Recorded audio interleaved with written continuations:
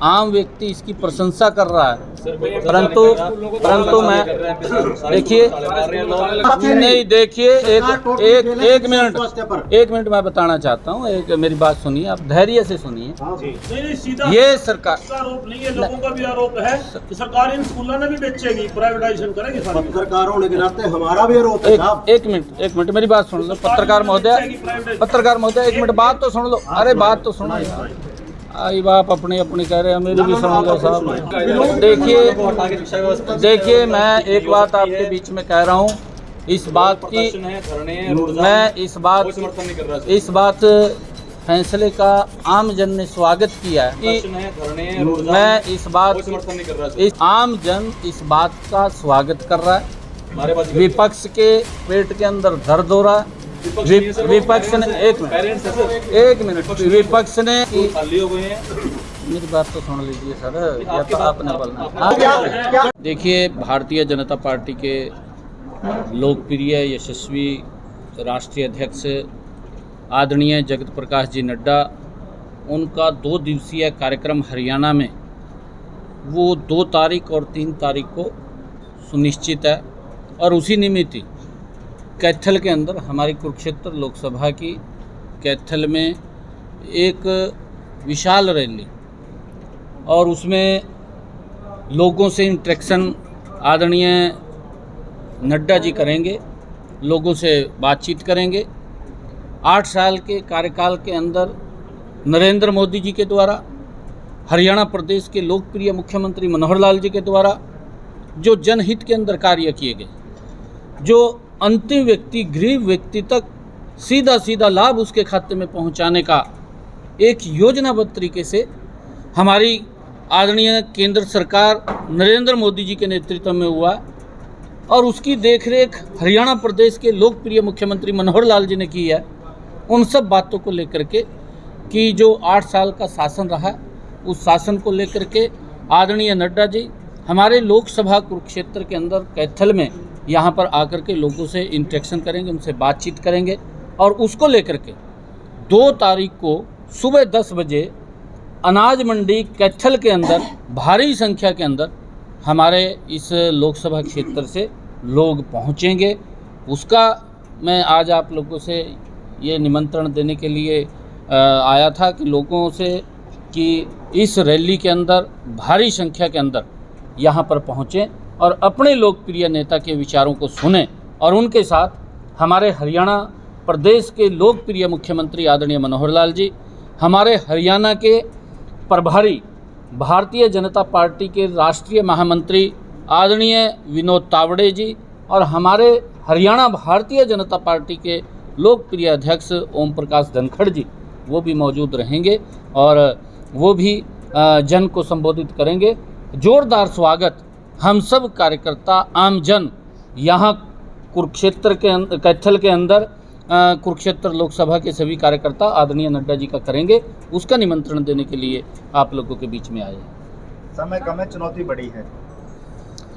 देखिए, बिल्कुल आपने ये सही बात कही है, क्योंकि जब ही हमारे पास कार्यक्रम आया हम तभी से ही उन व्यवस्थाओं के अंदर वो लग गए हैं। लगभग इन पिछले 2-3 दिनों के अंदर हमारे आदरणीय विधायक लीलाराम जी गुर्जर लगातार अपने क्षेत्र के अंदर लोगों के साथ संपर्क में है।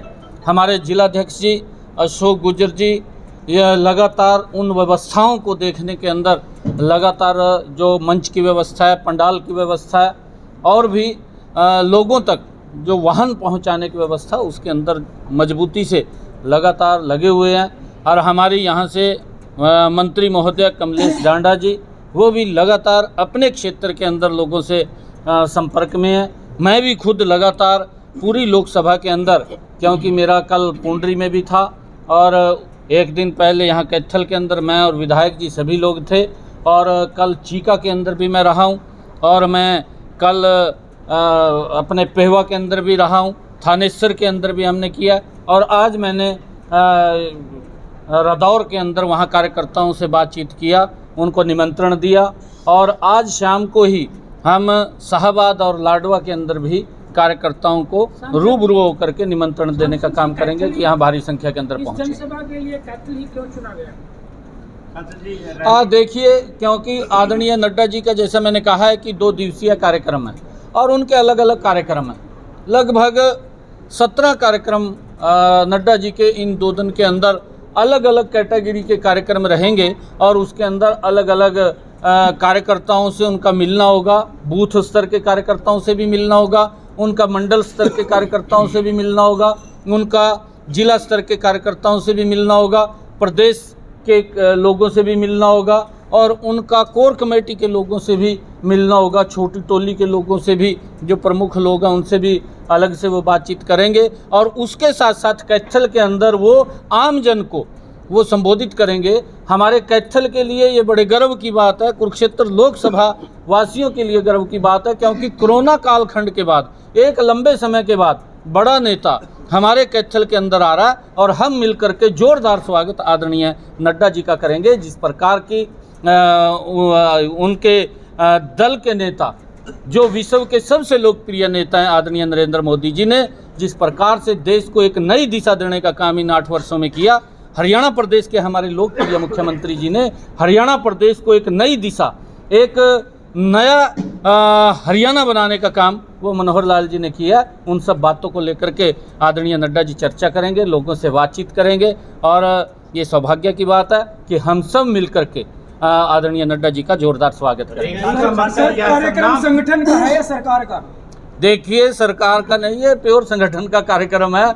आदरणीय नड्डा जी भारतीय जनता पार्टी के बहुत ही यशस्वी, लोकप्रिय, कर्मशील राष्ट्रीय अध्यक्ष हैं और वो यहाँ पर जन से कैथल के अंदर बात करने के लिए आ रहे हैं। हम पब्लिक से बात करेंगे, उसमें आदरणीय मुख्यमंत्री जी रहेंगे। नाम क्या रहेगा सर? प्रोग्राम का नाम, रैली का नाम क्या रहेगा? रैली के अंदर मैंने कहा कि उनका 2 दिवसीय कार्यक्रम है, प्रोग्राम का और नाम क्या? 2 दिवसीय कार्यक्रम है। यहाँ पर जनता को संबोधित आदरणीय नड्डा जी करेंगे और उसके अंदर हम सब लोग और कार्यकर्ता वहां पर मौजूद रहेंगे।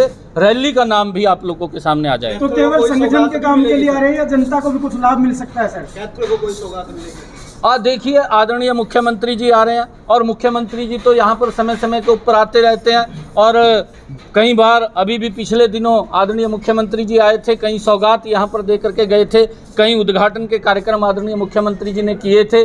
क्योंकि मैंने जैसा कहा है कि प्रदेश के यशस्वी मुख्यमंत्री मनोहर लाल जी ने विकास के कार्यों में हरियाणा प्रदेश के अंदर कोई कोर कसर नहीं छोड़ रहे। सबका साथ, सबका विकास और सबका प्रयास और सबका विश्वास लेकर के आदरणीय मुख्यमंत्री जी काम कर रहे हैं और उसी को लेकर के मैं आपको बताना चाहता हूं कि विकास के मामले के अंदर, क्योंकि जो कोरोना का कालखंड रहा था, कोरोना के कालखंड के अंदर जरूर थोड़ी सी गति विकास के कार्यों में धीमी पड़ी थी, परंतु अब फिर क्योंकि इन विकास कार्यों की गति को तेजी देने का काम प्रदेश के लोकप्रिय मुख्यमंत्री जी जिला स्तर के ऊपर हर जिला के अंदर कार्यक्रम करके वो करने का कार्य कर रहे हैं। विकास की गति फिर उसी दिशा के अंदर बढ़ रही है। में गतिविधियां तेज हो गई हैं, क्या मान लिया जाए कि भाजपा कार्यालय का भी उद्घाटन साथ ही साथ हो सकता है?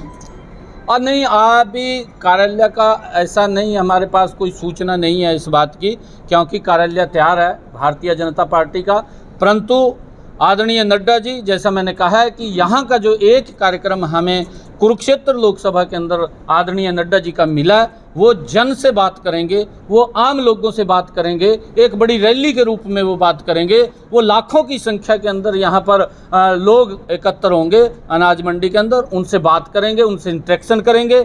और 8 साल की जो आदरणीय नरेंद्र मोदी जी की नीति है कि जिसका लाभ डायरेक्ट गरीब व्यक्ति को मिल रहा है, चाहे प्रधानमंत्री आवास योजना के तहत उनको लाभ मिला है, चाहे जनधन खाते के निमित्त उन तक लाभ पहुंचा है, चाहे आयुष्मान कार्ड के माध्यम से गरीब व्यक्ति तक लाभ पहुंचा है, ऐसी बहुत सारी योजनाएं, चाहे प्रधानमंत्री जी ने कोरोना काल के अंदर 80 करोड़ परिवारों को लगातार राशन पहुंचाने की व्यवस्था की है, ऐसी सब बातों को लेकर के वो आम जन से बातचीत करेंगे और रैली से के माध्यम से लोगों को संबोधित करेंगे कि हमारी सरकार ने आदरणीय नरेंद्र मोदी जी के नेतृत्व में जो देश को एक नई दिशा दी है, देश का इंफ्रास्ट्रक्चर मजबूत किया है, उन सब बातों को लेकर के आदरणीय नड्डा जी चर्चा करने वाले हैं।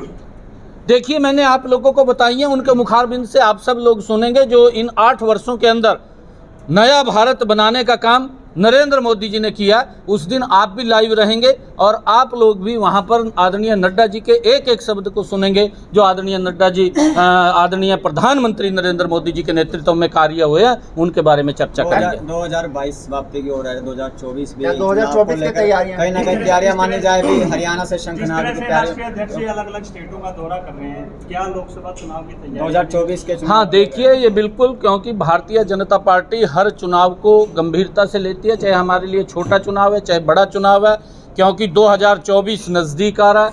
2024 की तैयारियों को लेकर के भी हम सब कार्यकर्ताओं को, क्योंकि जो काम नीचे तक हो रहे हैं, जो काम नीचे तक इन 8 वर्षों में कराए हैं, मैंने कहा है कि उन सब बातों को लेकर के आदरणीय नड्डा जी चर्चा करने वाले हैं। अच्छी बात है कि 2024 का चुनाव आ रहा है और दीवार के ऊपर लिखा हुआ है कि 2024 के अंदर भी इस भारत माँ का लाल नरेंद्र मोदी, जिसने इस भारत का नाम विश्व के अंदर ऊंचा किया है, दोबारा फिर वो तीसरी बार 2024 में भी देश के प्रधानमंत्री बनने वाले हैं। कितने लाख लोगों के पहुंचने की संभावना है सर?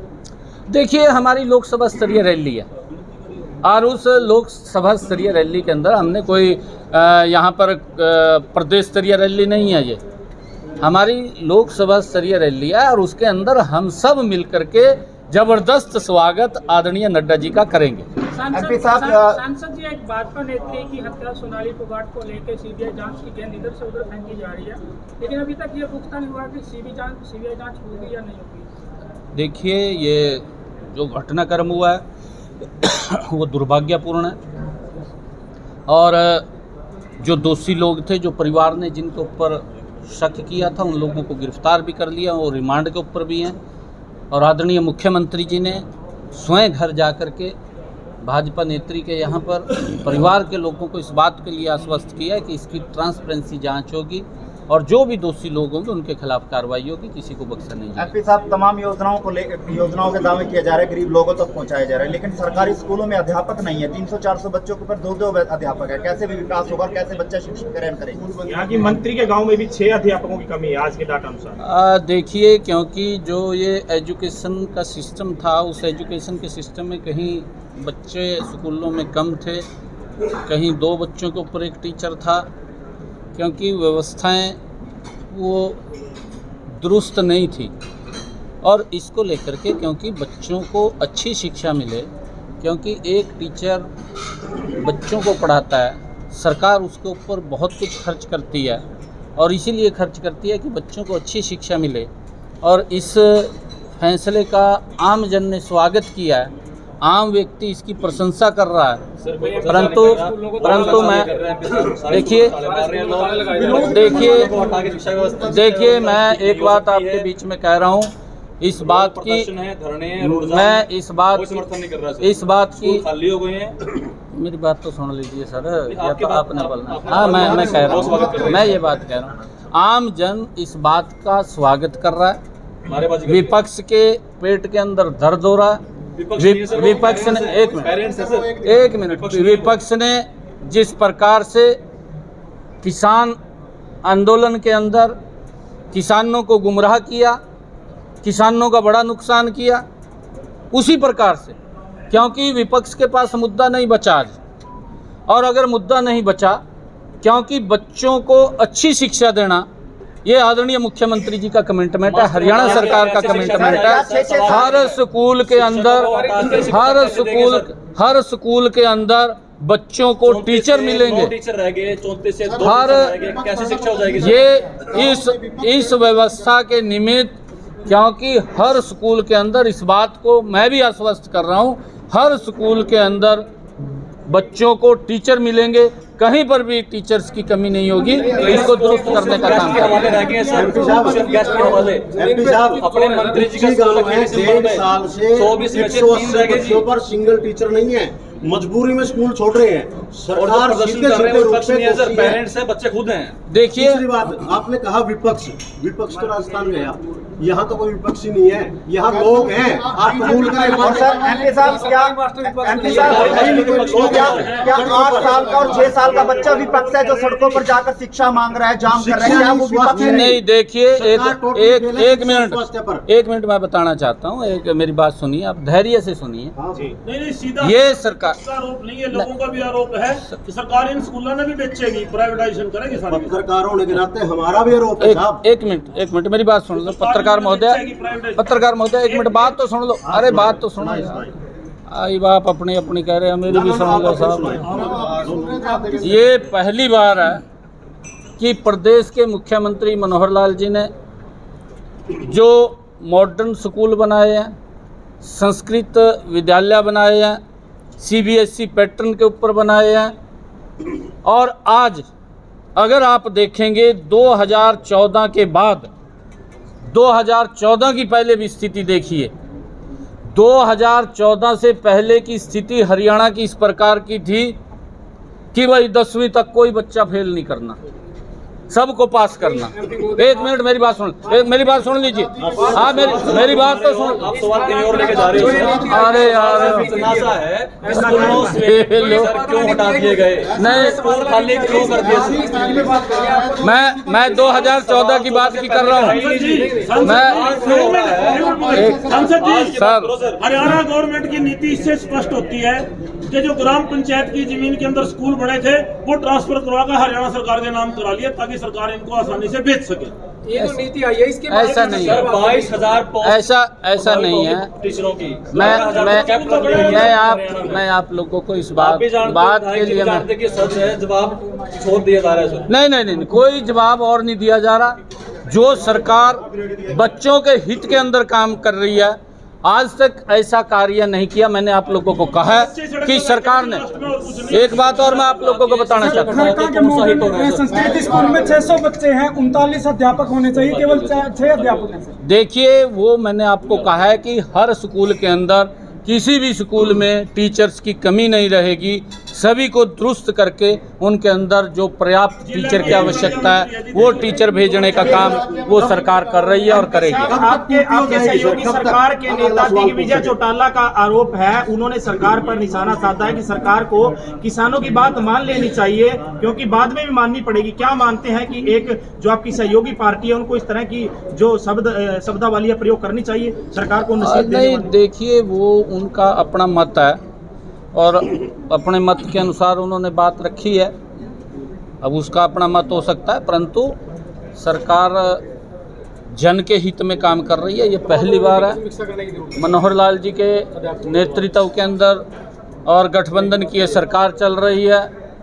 हमारे दुष्यंत चौटाला जी उप मुख्यमंत्री हैं, मनोहर लाल जी हरियाणा प्रदेश के मुख्यमंत्री हैं। गठबंधन की सरकार है, गठबंधन की सरकार है और गठबंधन की सरकार जबरदस्त काम लोग कर रही है। कमाल है सर, आप MP साहब जरूरी नहीं है।